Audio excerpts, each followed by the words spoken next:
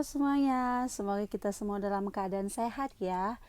Kenalin, saya Rani dari kelompok 10 bersama teman saya David. Di sini kami akan mempresentasikan tugas kelompok kami yang berjudul Karya Tulis Ilmiah. Pengertian karya tulis ilmiah menurut beberapa sumber yaitu sebagai berikut. 1. Karya tulis ilmiah atau yang sering disingkat menjadi KTI merupakan hasil dari litbang atau tinjauan, ulasan atau review, kajian dan pemikiran yang sistematis kemudian dituangkan oleh perseorangan atau kelompok sesuai dengan kaidah yang berlaku.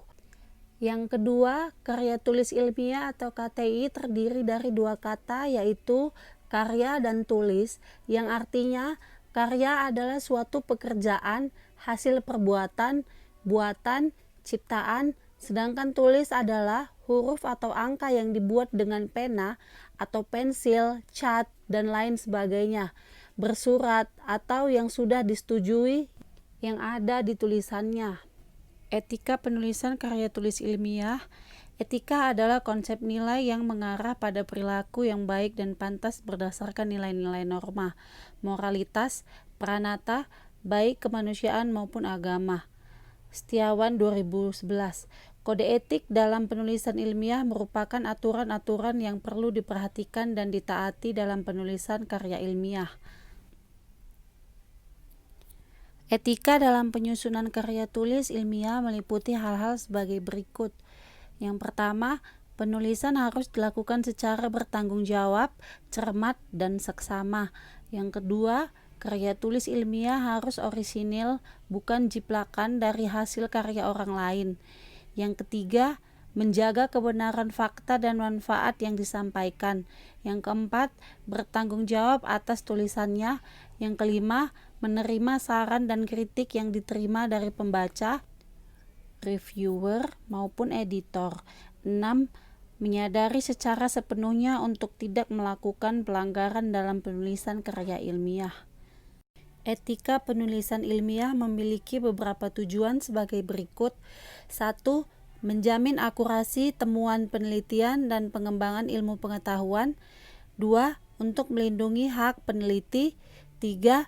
Untuk melindungi objek peneliti dari pemalsuan dan kerusakan. 4. Menjaga reputasi ilmuwan. 5. Menegakkan etika moral dalam berperilaku.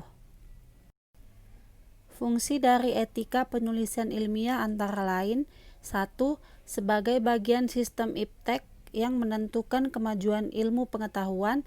2. Memelihara hati nurani diri peneliti dengan berpegang pada moralitas peneliti. 3. Mengawal penghormatan pada nilai-nilai etika dalam penelitian. 4. Membangun iklim penelitian yang sehat, kuat, dan bermartabat. Sikap yang harus dimiliki dalam menulis karya tulis ilmiah. 1. Kejujuran, jujur dalam melakukan penelitian, pengumpulan data, dan pelaksanaan metode. Apabila karya tulis ilmiah memiliki kekurangan ataupun terjadi kegagalan dalam melaksanakan metode penelitian, penulis harus mengakui dan jujur akan hal tersebut. Yang kedua, objektif. Dalam menulis karya ilmiah, jangan sampai terpengaruh oleh pendapat atau pandangan pribadi. Apa yang ada di dalam karya tulis ilmiah semuanya harus berdasarkan fakta. 3. Ketelitian. Hindari terjadi kesalahan seminimal mungkin yang diakibatkan oleh ketidakpedulian. Ketelitian muncul dari kepedulian dari penulis atau peneliti. Cara mudah untuk menghindari kesalahan adalah dengan cara mencatat setiap apa yang dilakukan, hasil dari pengamatan, waktu, tempat, sumber, dan hal lainnya secara rinci. 4. Keterbukaan. Karya tulis ilmiah yang dipublikasikan harus bisa bermanfaat bagi para pembacanya dan khalayak umum serta dapat dijadikan acuan untuk penelitian-penelitian yang selanjutnya.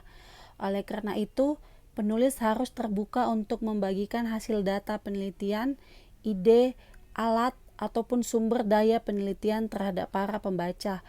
Penulis juga harus terbuka terhadap saran dan kritik dari pembaca meskipun terdapat beberapa perbedaan pendapat.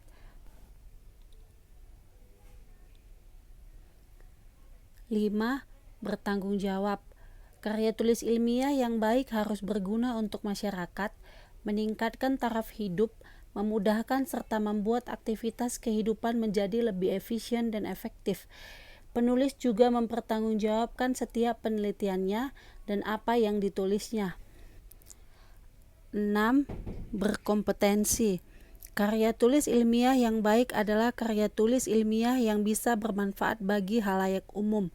Untuk menghasilkan karya tulis yang baik, diperlukan kompetensi dan kemampuan dalam menulisnya.